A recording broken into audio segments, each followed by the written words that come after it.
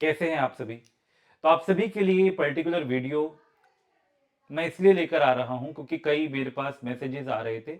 अक्सर बच्चे ये सवाल पूछते भी हैं मुझसे, लेकिन अभी एग्जाम है और एग्जाम एग्जाम से पहले बच्चों में काफी ज्यादा जो ये सवाल है ये पैदा हो रहा है।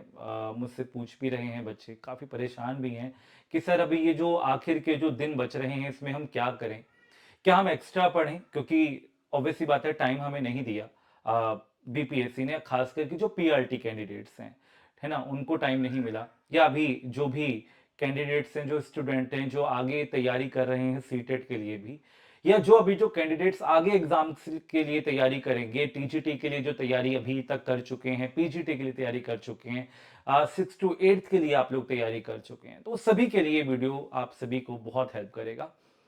मैं अपने पर्सनल एक्सपीरियंस से कुछ बातें आपके सामने रखूंगा और वो आप अपने जो ये जो आपके पास दिन बच रहे हैं इन दिनों में अगर आप लागू करेंगे तो आपको बहुत हेल्प मिलेगी। सबसे पहले हम बात करते हैं एक माइंडसेट। बच्चे का एक जो विद्यार्थी होता है उसका जो माइंडसेट होता है वो बहुत हेल्प करता है, बहुत मदद करता है उसके सिलेक्शन में। दो तरह के कैंडिडेट्स हैं, दो तरह के कैंडिडेट्स की मैं बात करूंगा। एक कैंडिडेट, दोनों कैंडिडेट्स की जो स्किल्स हैं वो एक जैसी हैं। जैसे मान लीजिए ये जो कैंडिडेट है यह भी साल भर पढ़ा है, अच्छे से पढ़ा है, यह भी कैंडिडेट साल भर पढ़ा है, अच्छे से पढ़ा है, दोनों की जो स्किल सेट है वो एक जैसी है, दोनों की जो नॉलेज है वो एक जैसी है।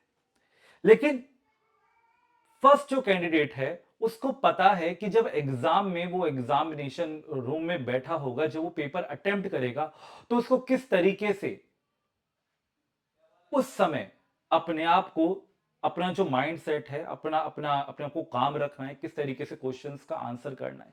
जो दूसरा कैंडिडेट है, हालांकि ये भी एग्जाम में पहली बार ही एग्जाम देने जा रहा है, लेकिन जो दूसरा कैंडिडेट है उसको नॉलेज है, स्किल सेट भी सेम है, लेकिन उसका जो माइंड सेट है वो उस लेवल का नहीं है, वो चीजों में जल्दी घबरा जाता है। उसको उसको ये लग रहा है कि पता नहीं अगर पेपर मुश्किल आ गया तो क्या होगा, और होता है ऐसा।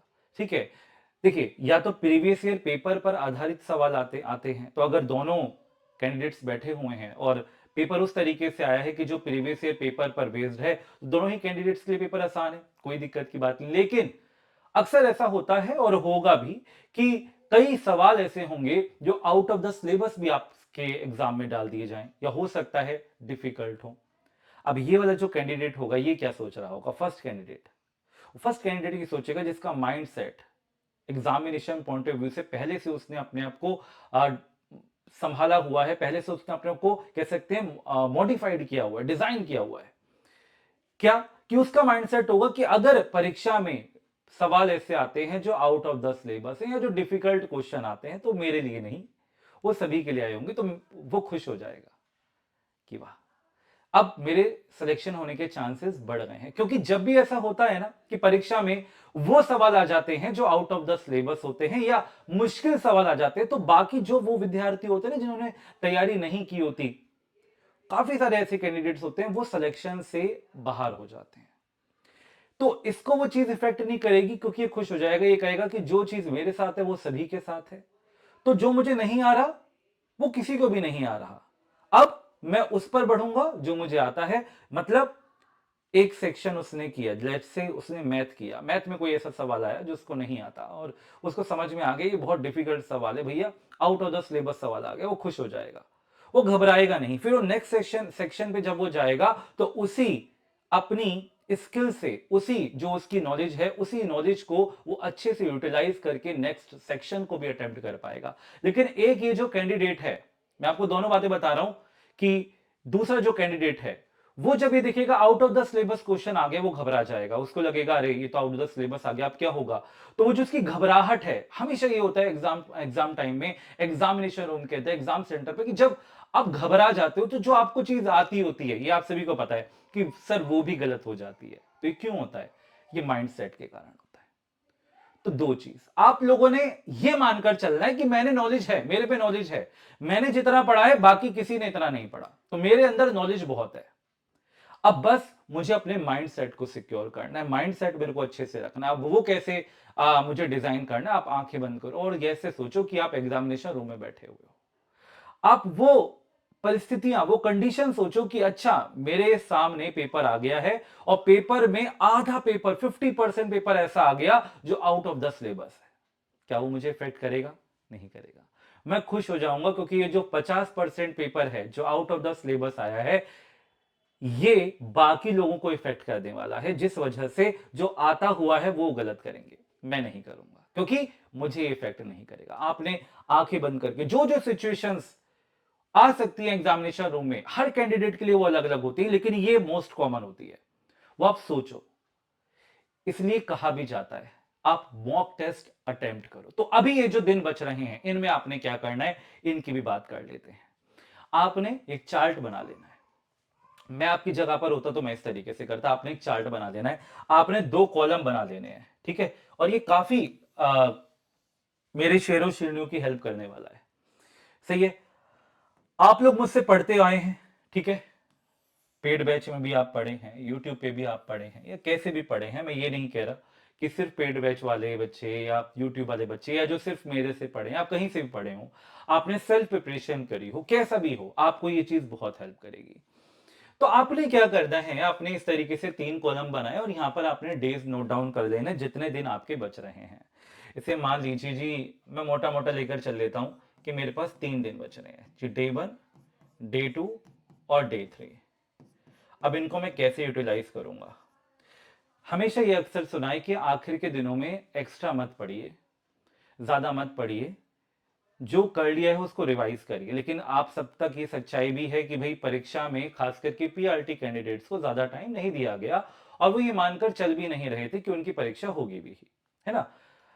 और बाकी भी कैंडिडेट्स हैं 6 to 8, 9 to 10, 11 to 12। तो अब सभी को क्या करना है, देखिए रिवीजन बहुत इंपॉर्टेंट है, रिवीजन आपने करना ही करना है। और वो रिवीजन आपका जो होगा वो साइड बाय साइड चलेगा। अगर आप कुछ नई चीज पढ़ भी रहे हैं तो जो रिवीजन आपका साइड बाय साइड चलेगा। आपने क्या करना है, इस रिवीजन के दौरान डेली, मतलब आपने करना है, ये अप्लाई करना है डेली। आपने कम से कम डेली आपने कम से कम 4 मॉक देने हैं, क्योंकि अब तो कुछ बचा ही नहीं है ना, अब तो टाइम है ही नहीं।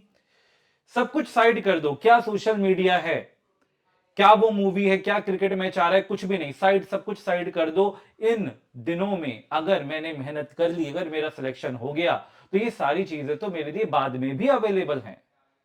बस इन थोड़े दिनों के लिए इन पर रोक लगा देनी है। आपने मॉक टेस्ट देने हैं 2 मॉर्निंग में, सुबह उठते ही मॉक टेस्ट देने हैं, गैप ले लो 30 मिनट्स का, 1 आवर का गैप ले लो। और 2 मॉक टेस्ट आपने रात को सोने से पहले लगाने ही लगाने हैं। 4 मॉक टेस्ट आपने मिनिमम देने हैं। आप मान के चलो अगर आप 3 दिन भी जा रहे हैं तो 3 चौके 12, 12 मॉक टेस्ट दे चुके होंगे। आपको एग्जाम की जो फीलिंग है वो आप 12 बार ले चुके होंगे।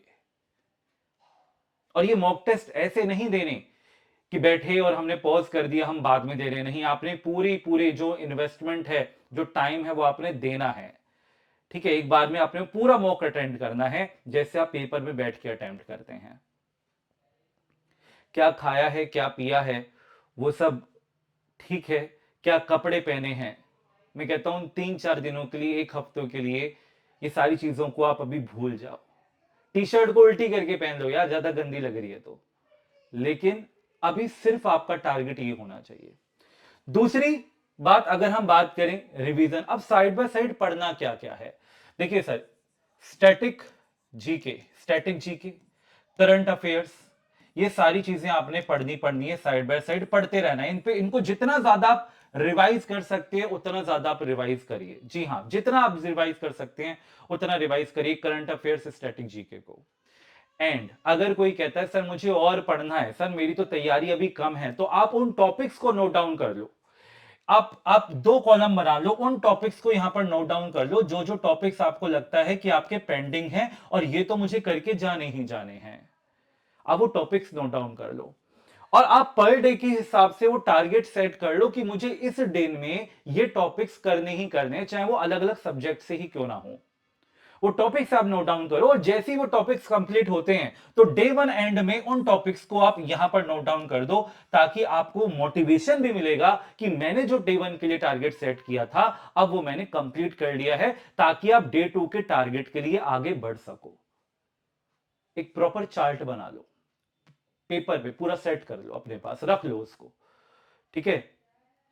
बहुत आपकी हेल्प करेगा, बहुत मदद करेगा। और एक माइंडसेट, आपका माइंडसेट जो है वो उस तरीके से होना चाहिए कि अगर आप परीक्षा में जा रहे हैं तो आपको किसी चीज का प्रेशर नहीं लेना है। जिस स्किल से, जिस नॉलेज से आप लोग जा रहे हैं परीक्षा देने, उसी नॉलेज उसी स्किल से बाकी जा रहे हैं। कोई आपसे बड़ा या ज्यादा स्किल से, ज्यादा नॉलेज से नहीं जा रहा होगा, और जा भी रहा होगा तो आपका माइंडसेट इतना पावरफुल होगा, इतना सुदृढ़ होगा कि वो जो भी परिस्थितियां एग्जामिनेशन रूम में आती हैं वो उनको अगर इफेक्ट करती हैं तो आपको इफेक्ट ना करें, तो आपके सिलेक्शन के चांसेस और भी बढ़ जाएंगे।